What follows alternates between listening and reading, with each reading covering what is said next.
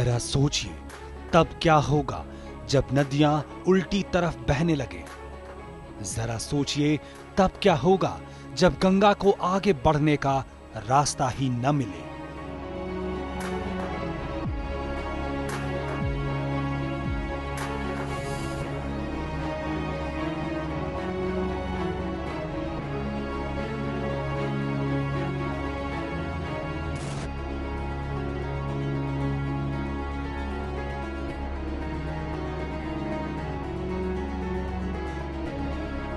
उत्तराखंड, उत्तर प्रदेश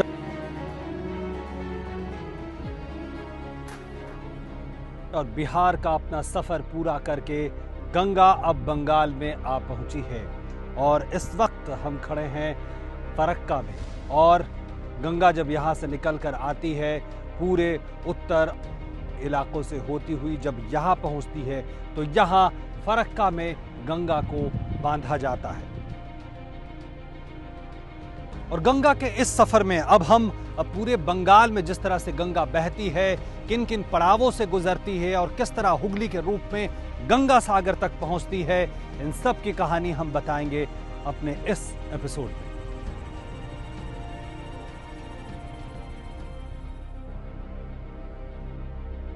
गंगा के बीच में जो ये सूखा इलाका आप देख रहे हैं, दरअसल में ये सीधा सीधा प्रमाण है उस सिल्ट का जिसकी चर्चा हम लगातार करते रहे हैं। और फरक्का बैराज पे जो सबसे बड़ा इल्जाम लगता है वो यही लगता है कि इस जो फरक्का बैराज ने जो सबसे बड़ा अंतर पैदा किया है पिछले 30 से 40 सालों में, वो यही कि उसकी वजह से गंगा यहाँ से लेकर पटना तक के अपने पूरे सफर में जो है सिल्ट की समस्या के कारण उसकी गहराई कम हुई है। दूसरी तरफ जो मालदा का इलाका है वहां भारी मात्रा में कटा हुआ है, कई गांव के गांव बिल्कुल अब अस्तित्व नहीं है।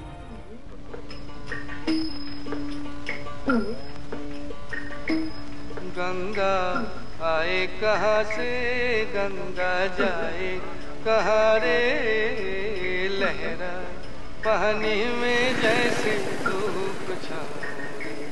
गंगा आए कहाँ से गंगा जाए कहाँ रे, लहराए पानी में जैसे धूप छाए। रात कारी फरक्का से चलते हुए अब हम आप पहुंचे हैं मालदा जिले में इस मरियाचक गांव में। और मरियाचक गांव अभिशप्त है गंगा की कटान से, चाहे वो स्कूल हो, चाहे वो 10 से 15 गांव पिछले 20 से 25 सालों में ये गंगा की धारा नील चुकी है, अपने में समा चुकी है। देखो रंग रूप के कैसे भेद मिटाए रे, लहराए पानी में जैसे धूप छाओ रे। ये जो सामने कुम्मा जा रहा है ना, कुम्मा जा रहा है सामने, वही कुम्मा के नजदीक पास में हम लोग का जमीन था, घर बाड़ी था। वहाँ से काट के जाने के बाद में हम लोग यहाँ आए सरकारी बांध के ऊपर में। ये भी सरकारी बांध के ऊपर में हम लोग बात कर रहे हैं, लेकिन अभी तक कहीं हम लोग का कहीं सरकार से व्यवस्था नहीं हुआ। हम लोग ऐसे भाव से रह रहे हैं। अभी भी जो हालत से है गंगा काट रहा है, हम लोग गंगा में भस के जाने वाला हो गए हैं। हम लोग सोच रहे हैं कि बच्चा कच्चा लेके कहाँ जाएंगे, यदि अगर फ्लड हो जाए, कोई दिशा हो जाए, कट जाए इधर, हम लोग का रहने का जगह नहीं है कहीं। महावीर मंडल बता रहे हैं कि यहाँ से गंगा के किनारे से करीब 3 किलोमीटर दूर उनके खेत और घर थे, लेकिन 1992 से शुरू हुए गंगा के कटान ने उस जैसे कई गांवों का अस्तित्व समाप्त कर दिया। ये कटने का कोई दिमाग का कोई ठीक नहीं है, कट जाएगा। मैंने गांव तो पूरी था एकदम गोटा ऊपर 4 से वो था, लेकिन हम लोग का मकान यहाँ से 20 रस्ते दूर में था। सुभाष मंडल ने 5 बार अपना घर बनाया, लेकिन गंगा की धार में टिका कुछ भी नहीं। तो हमारा जमीन कटान हुआ है धरोजे 95 99 से शुरू हुआ है, 99 98 से शुरू हुआ कटने के। तो काटते करते करते करते यहीं एकदम बिल्कुल चला गया। हम 5 बार उठाए, 5 बार घर किए हैं इस जगह, टट्टी के घर किए हैं, इटका के घर था, इसको गवर्नमेंट से मिला है, इंदिरा आवास पाए हैं, सब बिल्कुल गंगा। इंदिरा आवास भी चले गए? हाँ, चला गया है। अभी भी कुछ गवर्नमेंट सरकार अभी नहीं दिया है। अभी पहले पलायन, फिर दूर देश में दिहाड़ी मजदूरी नियति बन गई। जब जमीन नहीं है, खेती के लिए जमीन नहीं, तो क्या करते? ओ तो बाहर जाते हैं, चंगड़ा बच्चा सब बाहर जाता है। हम भी कभी कभी कदाल में चल जाते हैं, इसलिए संसार को नरकमंडन होता है। कहाँ जाते हैं? राजस्थान जाते हैं, पंजाब जाते हैं, गुजरात भी चल जाते हैं, बम्बई जाते हैं। क्या करते हैं वहाँ जाके? वहाँ लेबारी, दिन मजूरी लेबारी करते हैं। इतना चिंता भावना में पड़ा हुए हैं तो रात में सोते हैं। आंसू आते हैं। आंसू, इतना तकलीफ ना हम लोग और क्या बोले। ये तय है कि स्कूल की ये इमारत जल्दी ही गिरेगी। बच्चों की पढ़ाई तो पहले ही बंद हो गई थी, लेकिन अब सवाल पेट का है। भविष्य का तो पता नहीं। मालदा का ही पंचाननपुर इलाका, जहां दर्जनों गांव पिछले 40 सालों में गंगा की कटान की भेंट चढ़ चुके हैं। 4 पंचायतें तो सरकार के नक्शे से गायब हो चुके हैं। सालों से इस विनाश लीला को सत्ता के ऊंचे गलियारे तक पहुंचाने की कोशिश करते केदार मंडल को फरक्का बैराज से बहुत शिकायतें हैं। प्रकृति के साथ लड़ाई में अब जीत नहीं सकेंगे।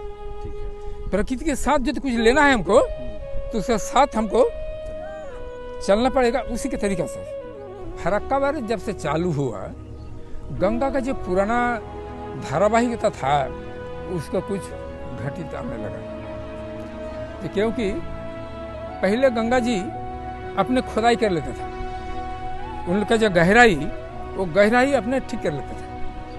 लेकिन फरक्का बैराज जब हो गया तो गहराई यार गंगा जी होता ही नहीं, वो सिल्टेड हो जाता है।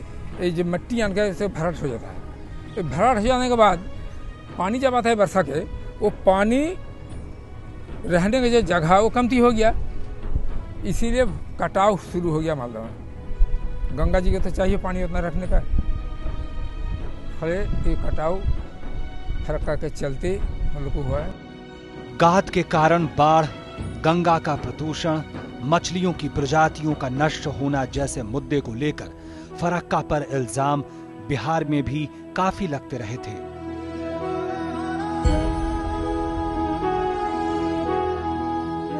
नदी का सेडिमेंट कैरिंग का जो कैपेसिटी है, वो तो हम डाइवर्शन कर करके वो कैपेसिटी को ख़त्म कर रहे हैं। अब हरिद्वार से ही पानी निकाल के दिल्ली के लिए पानी भेजा जा रहा है। फिर जैसे ही हम नीचे आएंगे तो 1000 इरिगेशन कैनाल है। हम एक चीज़ कर सकते हैं कि हम सिंचाई करें, तो सेडिमेंट के बारे में हम जो लॉसेस है उसको हम दूसरे तरीके से कंपनसेट करें, या सेडिमेंट फ्लो करने के लिए जितना पानी चाहिए उतना को छोड़ दें, बाकी में हम सिंचाई के इंतज़ाम करें। फरक्का के निर्माण जो ये है कौशल टेक्निक, वो पहले गोड़ा में ही गलत है।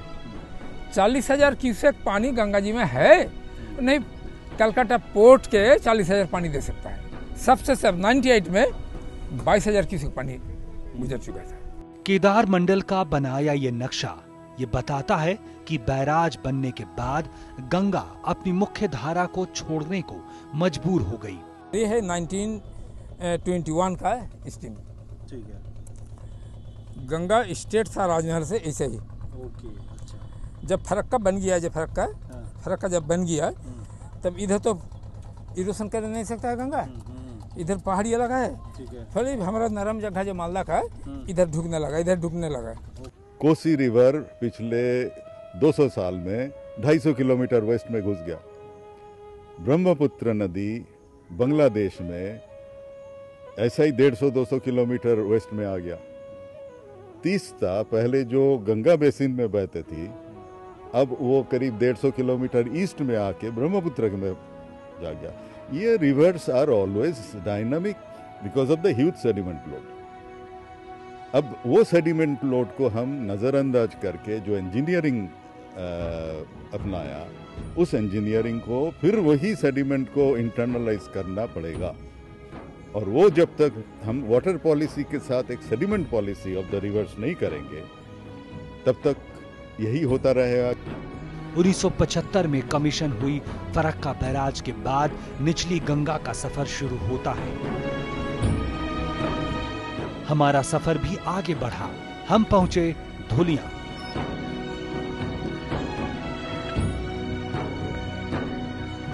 फरक्का बैराज के बाद ये सबसे महत्वपूर्ण स्थान गंगा के लिए, क्योंकि यहाँ थोड़ी दूर आगे जाकर गंगा दो भागों में बढ़ती है और मुख्य गंगा पद्मा नदी के नाम के रूप में बांग्लादेश सीमा में प्रवेश करती है और एक पतली धारा एक बार फिर से भागीरथी के नाम से आगे बढ़ती हुई हुगली नदी में जाकर मिलती है। गंगा बदल रही है, लेकिन यह बदलाव काफी तेज है। लेकिन इसके किनारे रहने वाले लगभग 40 करोड़ लोगों का क्या? काटता है ज्यादा, ये नदी डीप रहेगा तो नहीं कटेगा। हाँ, बहुत काट गया 20 साल से। हाँ, बहुत चला गया। ये असली गंगा उधर है, ये तो काट काट के इधर आ गया टाउन पर। जो मिट्टी से गंगा भर गया है और बाढ़ आता है तो माने ज़्यादा आदमी को नुकसान पहुंचाता है। 10-20 साल पहले बहुत ज़्यादा मछली होते थे, अभी उस साल में मछली नहीं है। गंगा जी तो सूख गया है, जो पहले जो गंगा जी था वो गंगा जी नहीं है अभी। जो वर्षा में 2 महीना बारिश में पानी होता है, वर्षा में 2 महीने का पड़े 10 महीने कोई पानी नहीं होता है, सब बालू में ढेर पड़ जाता है। अगर जो गंगा में सब जो धलो नीने लारी कचरा दुनिया के सामान फेंकते हैं।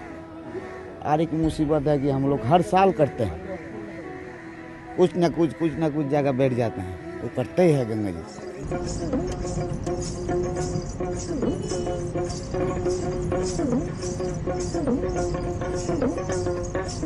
हमारा सफर आगे बढ़ रहा था। मुख्य गंगा हमारा साथ छोड़ चुकी थी, लेकिन उसकी एक धारा भागीरथी चलते चलते अब पहुंचती है मुर्शिदाबाद।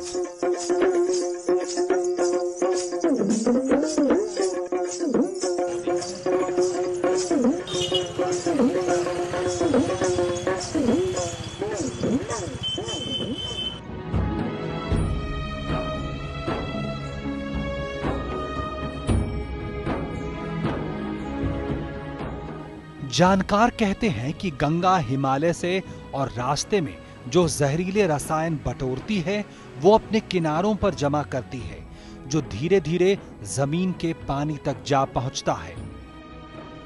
हरिहरपाड़ा के इस घर के 11 सदस्य हैं, जिसमें से 9 किसी न किसी तरह की बीमारी से जूझ रहे हैं। कारण वही आर्सेनिक वाला पीने का पानी।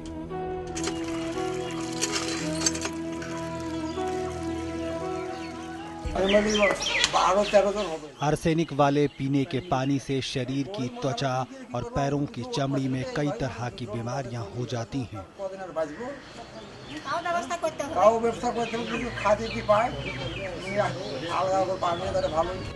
इस व्यक्ति के पिता को आर्सेनिक के जहर ने खा लिया। आगे मारा गया ऑलरेडी। आर्सेनिक के कारण मेरे पिता के अलावा गांव के कई लोग मारे गए हैं। 20-25 तखन থেকে শুরু 50-56 মারা গেল। तो এটা আমার আব্বাই শুধু মারা যায়নি, এখানে অনেক লোক মারা গেছে এই গ্রামে। पानी की बार बार जांच कराई और इसका परिणाम जहर का सबूत देता है। आर्सेनिक की समस्या एक सामाजिक समस्या के रूप में सामने आ रही है, जो हरिहरपाड़ा इलाके में तेजी से फैली है। एक बड़ी समस्या स्वास्थ्य की सुविधा नहीं होना है। गंभीर बीमारी होने पर सीधे कोलकाता इलाज के लिए जाना पड़ता है, जो गरीबों के लिए काफी मुश्किल है। मुर्शिदाबाद के कुल 26 ब्लॉकों में से 24 में आर्सेनिक की मात्रा बहुत ही हानिकारक स्तर तक पाई गई है। यहाँ तक कि कई गांवों में लोगों की औसत उम्र घटकर महज 40 तक रह गई है।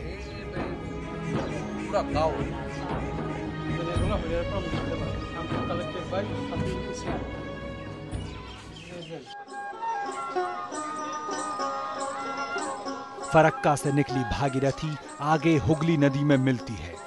हुगली नए वेग से बंगाल की खाड़ी की ओर बढ़ते हुए कोलकाता पहुंचती है।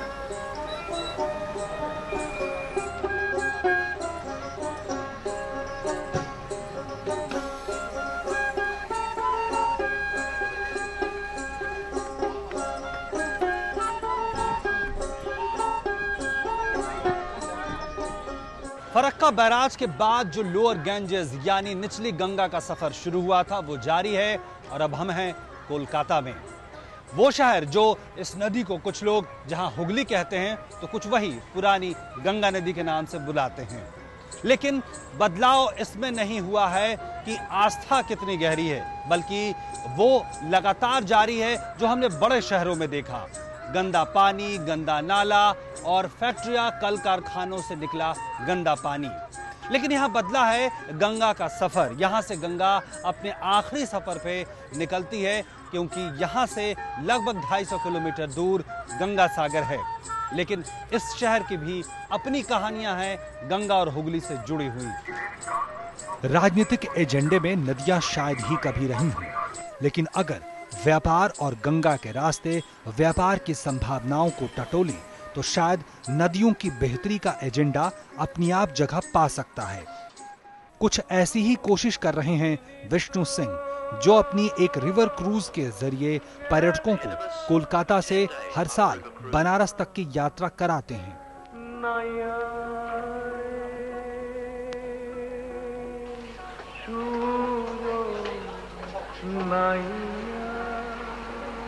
9 साल तक कठिन परिश्रम किया हम लोगों ने, और जो नदी का रखरखाव रखता है डिपार्टमेंट RWAI, उसकी मदद से नदी का सर्वे किया गया और 9000, ये एक तरह से उनका पैशन था, हमारा पैशन था। हम लोग नहीं जानते थे कि हम क्या करने जा रहे हैं। और नदी में जिस समय हमने ये पर्यटन और जहाज को ले गए, उस समय इंफ्रास्ट्रक्चर की बहुत कमी थी। पहले जब हम शुरुआत किए थे तो नदी में ऐसे था कि जहाज जा नहीं पा रहा था।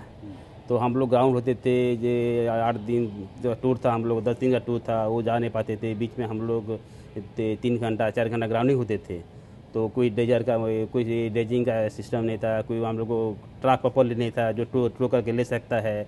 तो मेरा राडर टूट जाता था। तो इससे बहुत सारे प्रॉब्लम। नदी में जो है आपकी नाव फंस जाता था, बहुत बार फंसा हुआ है। गंगा नदी में पर्यटन सुनने में ही अनोखा लगता है, लेकिन क्या इस तरह की कोशिशें गंगा में व्यापार को भी बढ़ावा दे सकती हैं?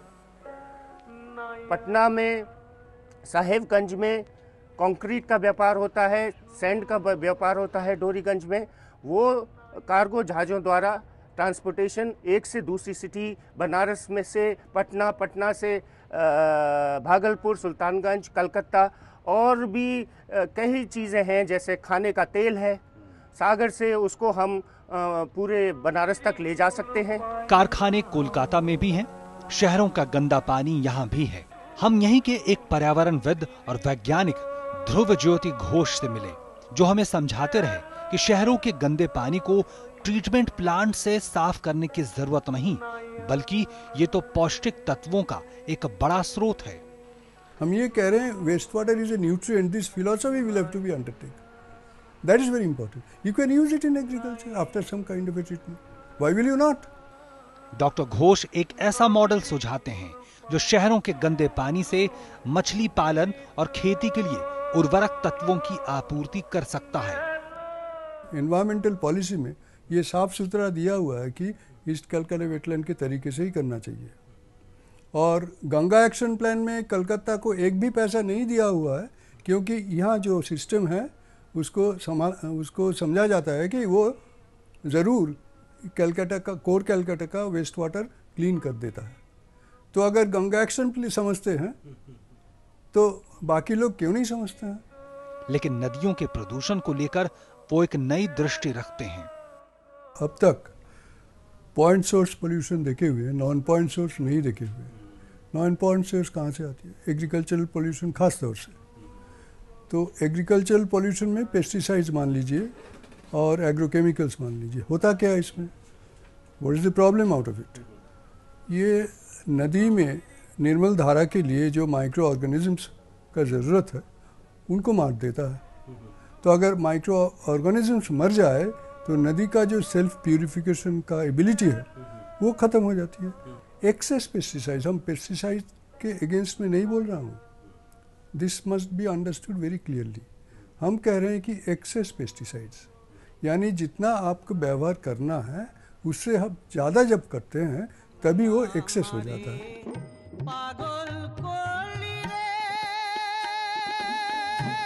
कोलकाता कुछ कुछ उम्मीद बंधाता हुआ लगता है, लेकिन अब वक्त था गंगा के सागर में मिलने का। ये नजारा हम भी देखना चाहते थे, लेकिन रास्ते में मशहूर डायमंड हार्बर ने हमें रोक लिया। यहां लगा कि हम किसी नदी को नहीं बल्कि समंदर से रूबरू हो रहे हैं।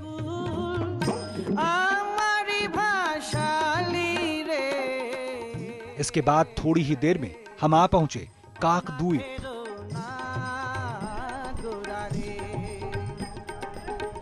पश्चिम बंगाल की मुख्य भूमि का आखिरी हिस्सा काकद्वीप इस समय हम जहां मौजूद हैं, और लगभग 4 किलोमीटर की दूरी के बाद गंगा सागर का वो सागर द्वीप है जहां पे गंगा समुद्र में मिलती है। और इसी के साथ साथ ये भी कहा जा सकता है कि ये जो गंगा की धाराएं जो धीमी होती हैं सागर के पास आकर, वो अपने पास इस सागर के मुहाने पर 125 से ज्यादा द्वीपों का दुनिया का सबसे बड़ा डेल्टाई क्षेत्र बनाते हैं, जहां सुंदरबन का इलाका है, जहां आदिवासी पाए जाते हैं और पाए जाते हैं दुर्लभ रॉयल बंगाल टाइगर। गंगा यहां से जा रही है बंगाल की खाड़ी की ओर।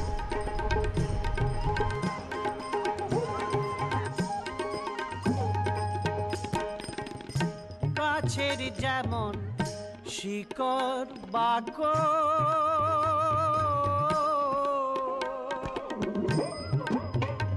और स्टीमर के थोड़ी देर के सफर के बाद हम आ पहुंचे सागर द्वीप पर।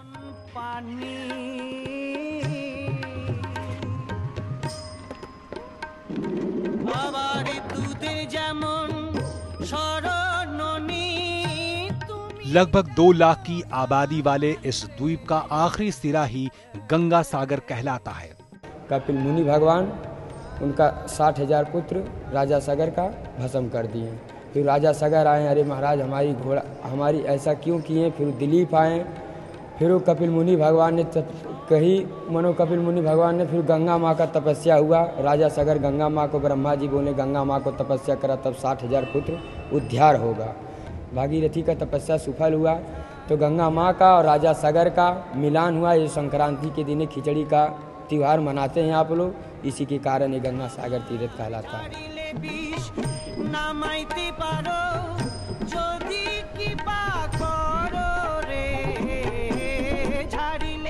गंगोत्री से यहाँ तक लगभग 2500 किलोमीटर का सफर करते हुए यहाँ गंगा बंगाल की खाड़ी से जा मिलती है। कहते हैं यहाँ डुबकी लगाने वालों को 10 अश्वमेघ यज्ञ और 1000 गायों के दान के समान फल मिलता है, लेकिन आशीर्वाद देने वाली ये गंगा सागर भी अब खतरे में है। ये कहा जा रहा है कि गंगा जो है इस तरफ जो गंगा सागर द्वीप है इसको धीरे धीरे निगलती जा रही है, क्या आपने देखा है? हमें बताइए विस्तार से। एक तरफ से देखा गंगा जी और सागर दोनों का ये संगम स्थल है। ये बढ़िया वाला एक टापू था, वो टापू पानी से खाते खाते छोटा हो गया। पहले जो कपिल जी का मंदिर था इस तरफ से अभी सीधे अभी दक्षिण से अभी 15-20 किलोमीटर बीच में था, इधर से और उधर 15-20 किलोमीटर आगे था। वो अभी पानी में खाते खाते पहले नंबर मंदिर, दूसरे नंबर मंदिर, तीसरे नंबर मंदिर खत्म हो गया। ऐसी टापू था, ऐसी ग्राउंड था, वो भी पानी में खाते खाते खत्म हो गया। तो यहाँ पे ये छोटा हो रहा है और ऐसा कहा जा रहा है कि कहीं कहीं नए नए द्वीप बन भी रहा है। हाँ, ये जो छोटा हो रहा है ये टापू अभी कोई तरफ देखने मिलती है, वही तरफ अभी एक टापू सृष्टि हो गया, वही तरफ टापू एक बन गया। ये अभी छोटा हो रहा है, वही तरफ अब टापू बन गया। इस तरफ से अभी एक छोटा वाला टापू था, वो भी पानी में खाते खाते खत्म हो गया। ये पूरब से अभी एक टापू था, वो बढ़िया हो गया और बड़ा हो गया। अभी इस टापू अभी पानी में खाते खाते भी खत्म हो गया।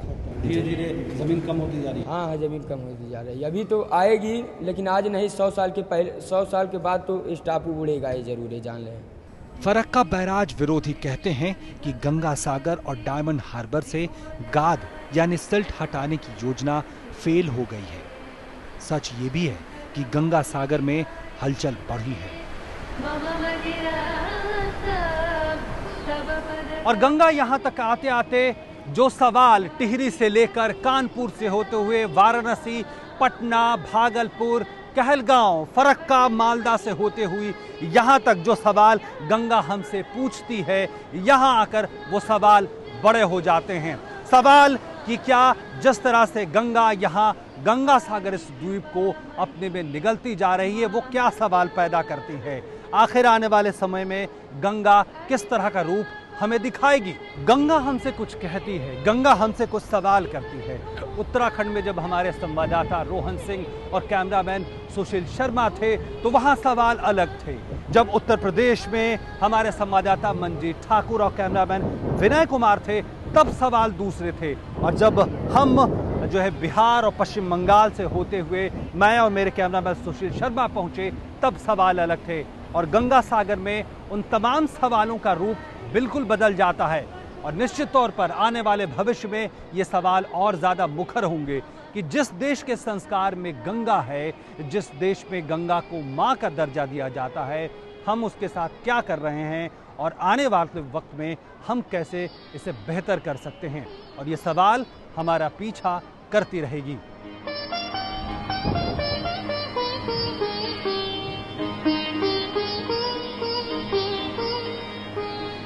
अलकानंदे परमानंदे कुरु करुणामयि कातरवन्द्ये तव तटनिकटे यस्य निवासः खलु वैकुण्ठे तस्य निवासः वरमिह नीरे कमठो मीनः किं वा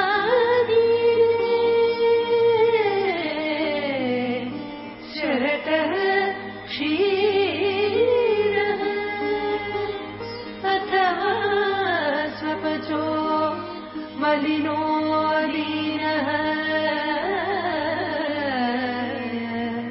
तव नहि दूरे नृपति कुली